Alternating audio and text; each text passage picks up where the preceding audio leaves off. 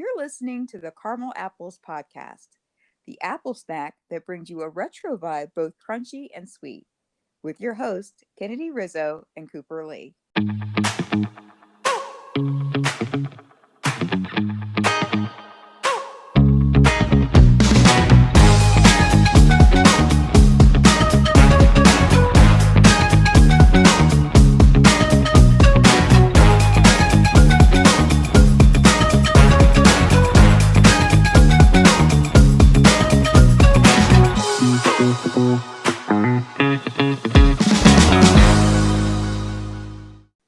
How are you doing this week, Coop? I'm good. I'm good. How are you, Kennard? I'm doing good. Thanks for asking. And thank you, too, our Orchard Archivers, for joining us this week on Talking Some Retro Nostalgia.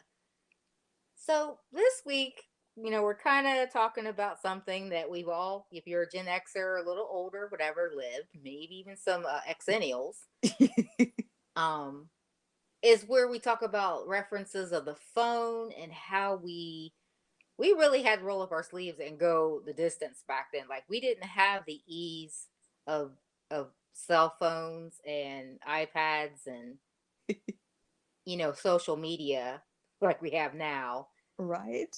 And like when if we wanted to do anything, like we literally had to, like those stories our parents would tell, saying I had to walk barefoot to school for 10 miles and bare feet and shoveled the whole way.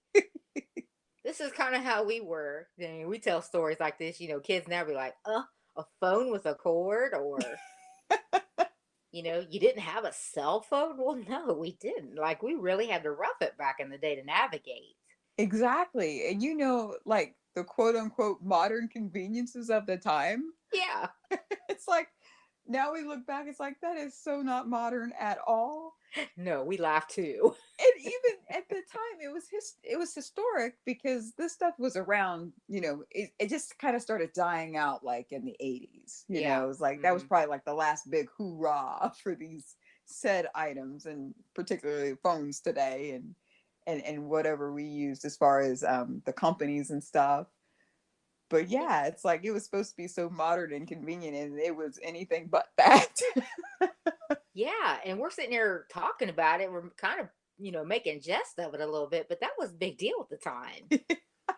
I mean, we're talking these phone companies that all, what, three of them that we can remember. Right. I mean, that was high tech back then. And do you remember the three companies that I'm thinking of there, Coop? I think so. And I think with these companies, correct me if I'm wrong, they Okay. had cards you could buy. That might have been later in the 90s, but they had cards that you could buy so you could make long distance cards. That's okay. Yeah, I think that was more 90s. And that was when they were getting a little more modern. Oh, tech. But I think it was MCI, Mm-hmm. Sprint, Yep. and I want to say AT&T. Good job. Yeah. Yeah. And those were the three big at the time. I mean, there probably were like others up and coming or knockoffs of those. Yeah. But basically, and they would be like kind of like phone wars. It's kind of like cable wars now, or where you get your Wi-Fi or whatever. Yes. Um, they would vie for your business. So like for a little while you'd be with AT&T, and maybe 6 months later you'd have MCI because they had a better deal. Right. But And something else I kind of remember. Do you remember when you used to be able to dial zero for the operator? yes, You could try to do a phone number check, or you dial that and just be like, "Do you have a number for?" And she could patch you in. Coop, I just borrowed a movie from you, and they referenced that in the movie where she was wanting a guy to call her. She has a crush on this guy. She wanted this guy to call her, and he wasn't calling her yet. He was interested, but he hadn't figured it out yet. And this was her whole world at this point. She had connected with this guy. She wanted to hear from him, and she did that. She was sitting on her bed with her phone with the long cord, and she called what you said. She dialed zero and asked the operator to call her back to see if the number was working, and it rang just like that. And she's like, okay, thanks. My phone's working. And she hung up disappointed. But yeah, I do remember that. Isn't that crazy? It's like, whatever happened to those people? What they end up doing? So to piggyback off of that reference, how many times were we called out and about where, you felt like you needed to call home or get a hold of somebody and Oh, yeah. you called collect? I got called collect. I got to call mom and dad collect. Right? And you're hoping that they answer. Right? Yeah. And They, most of the time, our parents were good parents. They would, oh, yeah, yeah. reluctantly. Yes. But if they weren't home, how, now who do you call? Right, Oh, right. my Because goodness. But hardly, yeah. we're all on the go, like nobody's hardly home anymore. Yeah, that'd be a dead never. Right? And you definitely would have to make sure you kept change in your car, more than just for like going and washing your car. You would have to make sure you had a quarter so you could make that phone call. Right, which that's an old school reference because there, as we know, cash is, it's not king anymore. I mean, Right. everything's pretty much going the digital way. Yes. So I mean, even having a buck or two in your car, like you said, change, to go do something, you needed those quarters for phone booths. Yes. So I mean, they're not even around anymore. Like you don't see them hardly. Right. So for the poor person who has not by chance had a flip phone, even they do not have a phone. How do they make a call? What do they do now? They just assume everybody's got a phone. And that's it, or they'll force you to get one, like, because there's still some people, they're old school, very staunchly old school. Oh, absolutely. They don't want nothing to do with this new core tech. They don't want cell phones. They don't even want a flip phone. Exactly. And if some of these people do have kind of crossed over slowly to tech, they may have a flip phone, but that's like, they're like, you're not pushing me no more, I don't want to do it. So we know people like this. It's fairly entertaining to hear them fuss about this stuff. But Absolutely. And on these flip phones, it's sad that something else that was a modern convenience at the time that has sadly gone away was, remember time and temperature? oh, yes, Again, on our new phones, you can just hit, the weather.com app or whatever, or just Google it. What's my weather going to be? yeah, Back then, we didn't have that. yeah, yeah. So if you wanted to have current time and temperature, you would actually call a phone number and it would say the atomic clock time is, It is.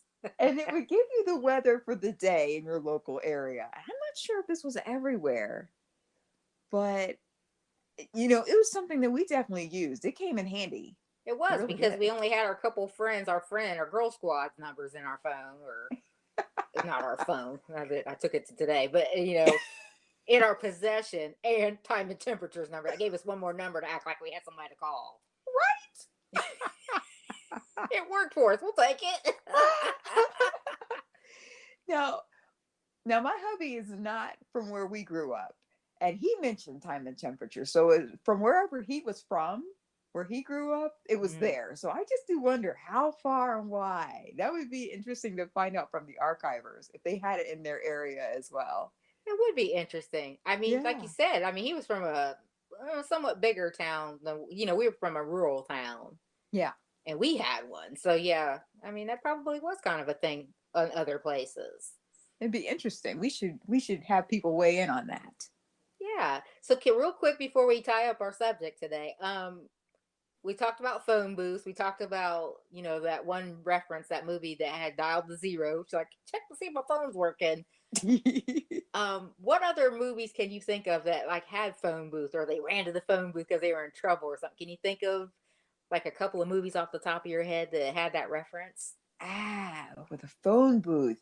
I'm Let's thinking of one see. actually. So Hey, then you go ahead. It might help jog my memory. Go ahead.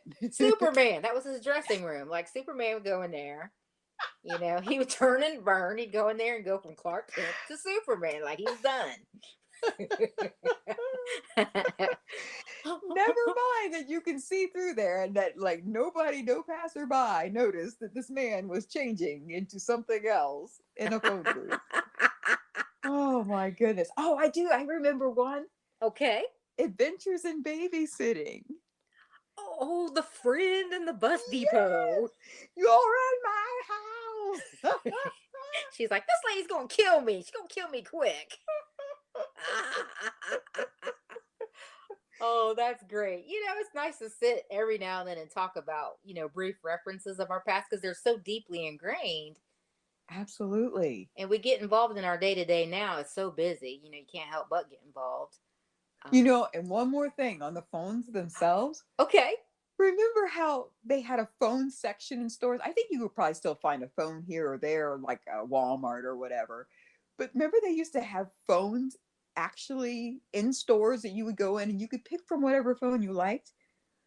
And remember, they had neon phones. Oh. They had the pair of big lips, the big red lips phone. Yes. And I think with Sports Illustrated, if you bought the subscription, you would get a free football phone. Yeah. How many of those have ended up in garage sales over the years? Yeah, they break after the one time you use them. If it ever worked. Or it could be from little boys throwing them around in the house too. Who knows? That's right there. What's the matter with this thing? It's all pieces. That's good stuff, Coop. And I bet you they found them at Spencer's. Right? Like some of those other novelty phones. Because, novelty items were huge back in the 70s and 80s. Oh, it really was all about theme back then. Everything was a theme. It sure was. Oh my goodness. This was a good Apple snack today. Thanks for joining with me there, Coop, talking about something totally cool and memorable. Hey, anytime. And that's it for this week's Apple Snack. But as you know, there's always more where that came from. So stay tuned. Subscribe, review, and spread the word. See you next time in the Retro Orchard, and thanks so much for listening.